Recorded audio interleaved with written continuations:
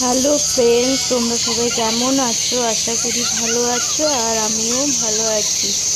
আর আজ হচ্ছে মহালয়ার পরের দিন, আর আমরা গঙ্গা চান করতে যাচ্ছি। আর এখন ভোর 5টা বাজে, খুবই অন্ধকার। আর আমরা ট্রেন ধরার জন্য স্টেশনে বসে আছি, এখনো ট্রেন আসেনি।